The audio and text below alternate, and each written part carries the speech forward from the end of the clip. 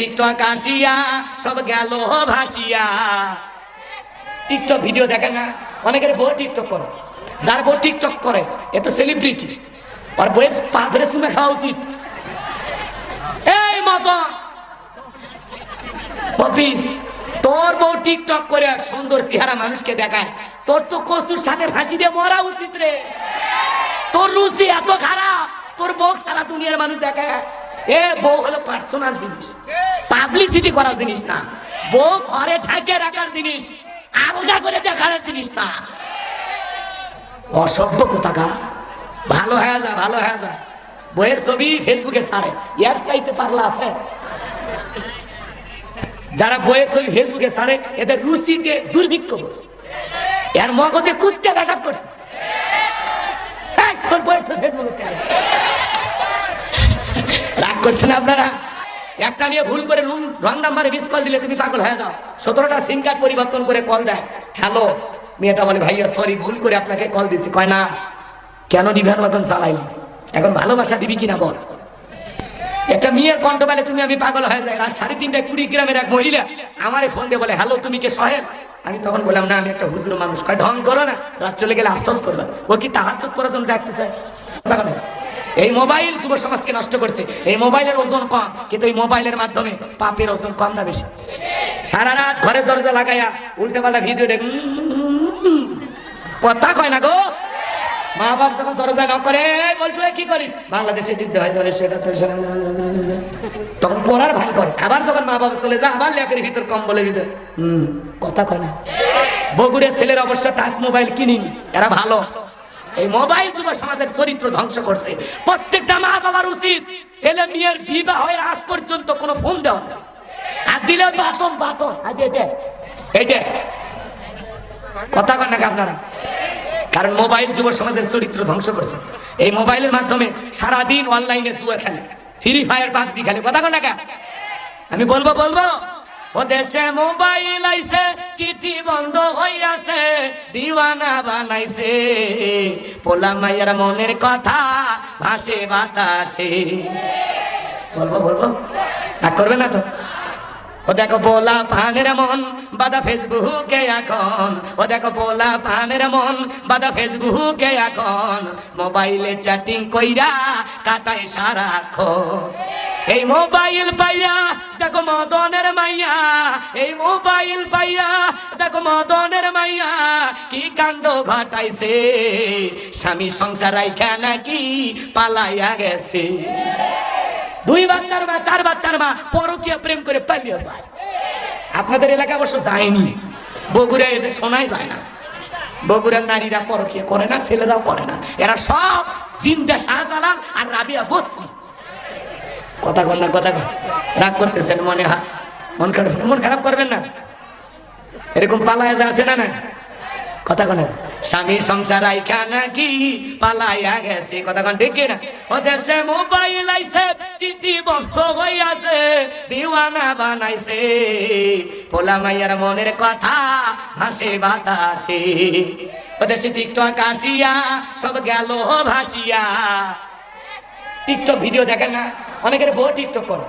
যার বউ টিকটক করে এ তো সেলিব্রিটি, আর বইয়ের পা ধরে চুমে খাওয়া উচিত।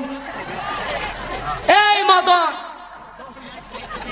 অফিস, তোর বউ টিকটক করে সুন্দর চেহারা মানুষকে দেখায়, তোর তো কচুর সাথে ফাঁসি দিয়ে মরা উচিত রে।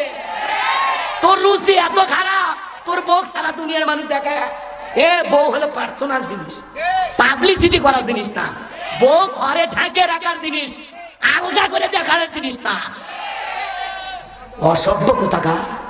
ভালো হয়ে যা, ভালো হয়ে যা। বইয়ের ছবি ফেসবুকে ছাড়ে, এর চাইতে পাগলা আছে? যারা বইয়ের ছবি ফেসবুকে ছাড়ে এদের রুচিতে দুর্ভিক্ষ করছে, এর মগজে কুত্তে ব্যাঘাত করছে। তোর বইয়ের ছবি ফেসবুকে কেন? রাগ করছেন আপনারা? বলবো রাগ করবে না।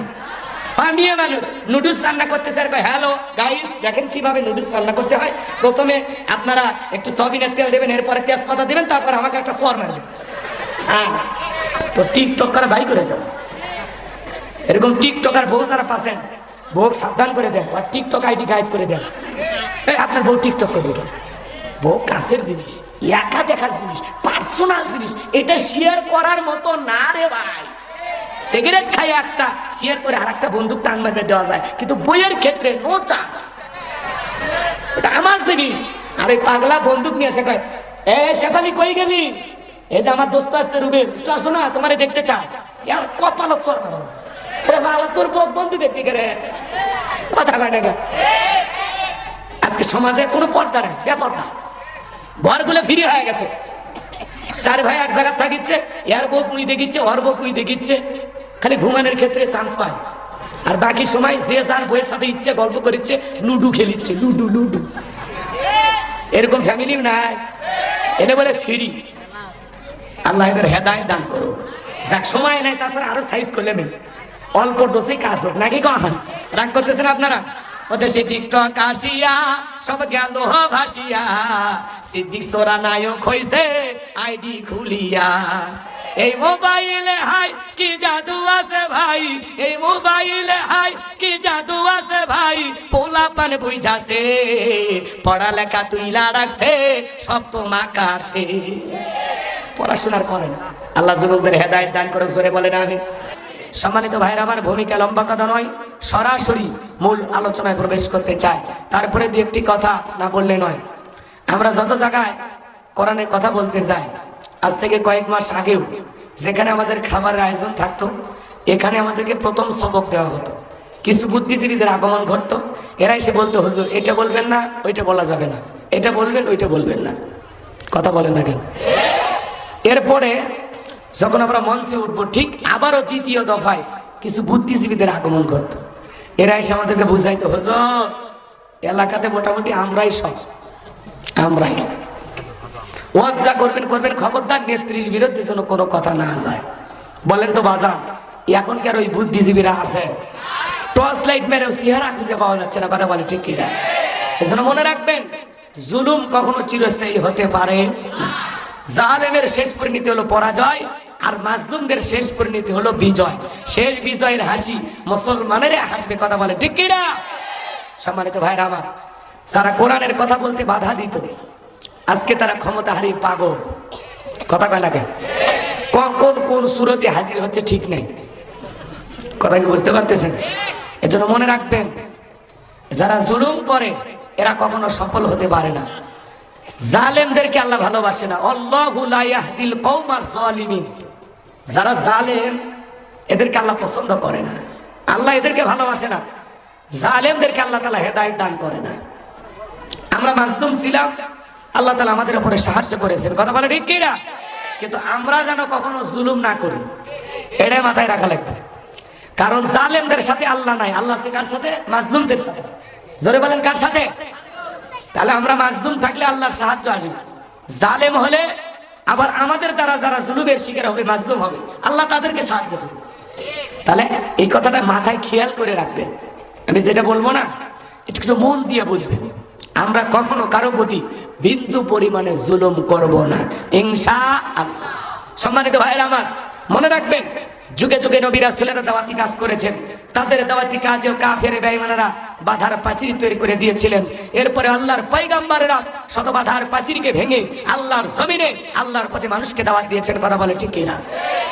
আপনার আমার প্রিয় নবী কালেমার দাওয়াতে থেকে, কোরআনের প্রচার করতে গিয়ে মার খেয়েছেন, রক্ত জড়িয়েছেন, দান্নার মোবারক শহীদ হয়ে গেছেন। সাহাবায়ে কিরাম দ্বীনকে প্রতিষ্ঠিত করতে গিয়ে মার খেয়েছেন, রক্ত জড়িয়েছেন, জীবন দিয়েছেন। ও বাংলার মুসলমান, 19৭৪ সালে এদেশের মাটির জন্য, এদেশের স্বাধীনতার জন্য আপনার আমার পূর্বপুরুষেরা যদি জীবন দিতে পারেন, রক্ত দিতে পারেন, 2024 সালে 2000-এরও বেশি মানুষ স্বৈরাচার জালেমের পতন ঘটানোর জন্য যদি জীবন দিতে পারেন, রক্ত দিতে পারেন, প্রয়োজন যদি হয় আবারও যদি রক্ত দিতে হয়, আর একটা বার আমরা রক্ত দেব ইসলামের জন্য, আল্লাহর এই জমিনে আল্লাহর দ্বীনকে প্রতিষ্ঠিত করার জন্য, কোরআনের সমাজ ব্যবস্থা কায়েম করার জন্য নবীদের মতো, সাহাবায়ে কিরামদের মতো বুকের তাজা রক্ত দিতে কারা কারা রাজি? তুই হাত তুলে আল্লাহকে দেখা।